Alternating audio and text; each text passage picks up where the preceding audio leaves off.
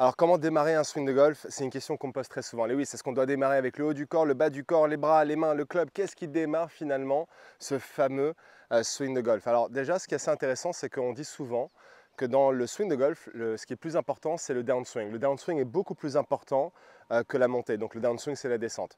Mais moi, je pourrais argumenter que le démarrage, pour moi, est plus important, l'élément le plus important dans le swing de golf. Pourquoi? Et encore une fois, j'argumente, hein, parce que bon, je suis un petit peu d'accord avec ce qu'on dit sur le downswing, mais quand même, par expérience, ce que j'ai constaté, c'est qu'un mauvais démarrage va toujours encourager un mauvais swing. Et quand je dis un mauvais swing, c'est-à-dire des mauvaises choses à l'impact, hein, parce que pour moi, il n'y a pas de définition de bon ou mauvais swing, c'est juste il y a un swing qui est efficace et pas efficace. Bon, quand on a un mauvais démarrage, concrètement, on va partir sur un swing qui est non efficace, d'accord? Parce que, en général, ce que je constate dans les démarrages qui ne sont pas efficaces, c'est que les mains vont enrouler la tête de club et se retrouver dans une position où la tête de club est complètement derrière soi, les mains enroulées de cette façon-ci. De là, quand on arrive au sommet du backswing et quand on descend, soit le club reste coincé complètement à l'intérieur, et là, il y a des compensations d'une façon ou d'une autre, on reste coincé, puis on doit se redresser, la balle, on la push à droite, ou soit on revient, le fameux par-dessus, donc la boucle, c'est j'enroule à l'intérieur, je jette de l'extérieur, et là, vous l'avez compris, chemin de club extérieur-intérieur, on coupe la balle va souvent très à droite en slice, ou on peut aller également en pull. Et tout ça peut être corrigé en corrigeant la première partie de backswing. Je vois également de façon opposée un démarrage, ce qu'on appelle un démarrage déconnecté. Alors qu'est-ce que c'est un démarrage déconnecté? Qu'est-ce que ça veut dire ce mot-là?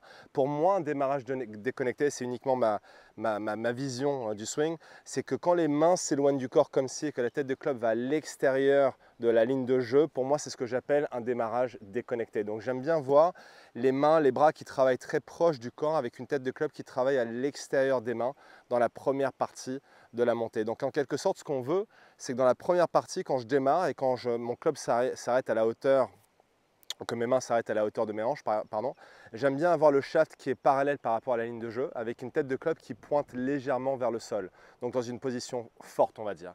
Peu importe le style de swing, j'en ai vu pas mal à travers ces 20 dernières années de coaching, il y en a pas mal qui existent, il y en a pas mal qui marchent.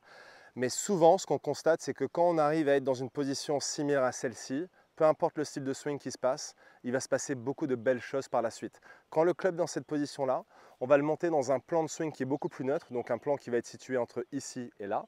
Et dans le downswing, c'est pareil, on va réussir à descendre dans un plan optimal pour nous permettre de créer un chemin de club neutre, ce qui va en retour créer une trajectoire plus neutre et donc du coup plus de régularité au passage. Donc encore une fois, je le répète, on veut cette position-là. Comment on fait? Un exercice extrêmement simple que vous pouvez faire à la fois depuis chez vous, pendant que vous regardez cette vidéo, c'est tout simplement en mettant face caméra.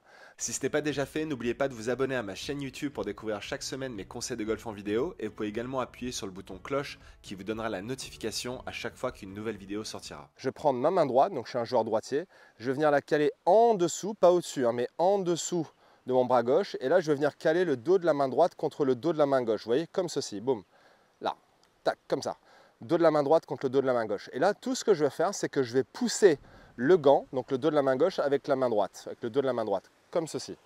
Donc remarquez qu'il n'y a aucune action des poignets, ce n'est pas la main gauche qui entraîne le club, ce n'est pas la main droite qui va venir pousser le club de cette façon-là non plus.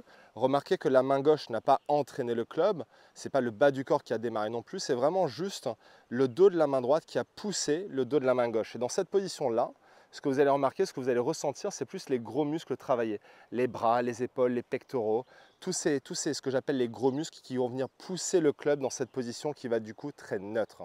Alors la bonne nouvelle avec cet exercice, c'est que vous pouvez le faire depuis chez vous maintenant, pendant que vous regardez cette vidéo. D'ailleurs, c'est quelque chose que je vous encourage à faire quotidiennement. Faites cet exercice comme si vous mangez des légumes, hein. C'est quelque chose que je vous recommande de façon inconditionnelle. Faites-le autant que vous pouvez.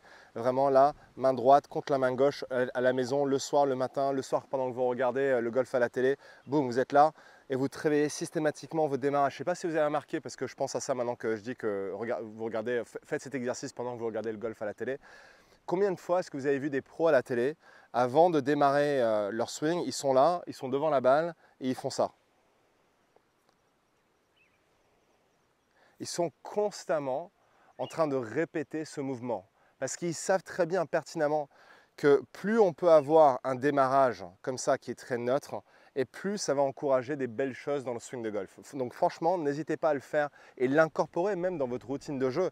Avant de démarrer, entraînez-vous systématiquement là, de juste checker de cette position-là, parce que dès qu'on est ici, on est là, c'est mort. Là, il y a vraiment beaucoup de mauvaises choses qui vont arriver. Donc, entraînez-vous constamment. Toute votre vie de golfeur, d'ailleurs, c'est vraiment constamment regarder et vérifier que cette position-là est le plus neutre possible.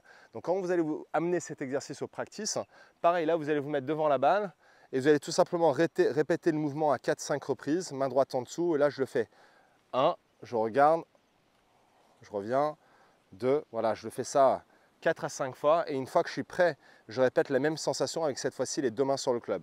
Boum, ok, parfait. Et là, je suis prêt à y aller.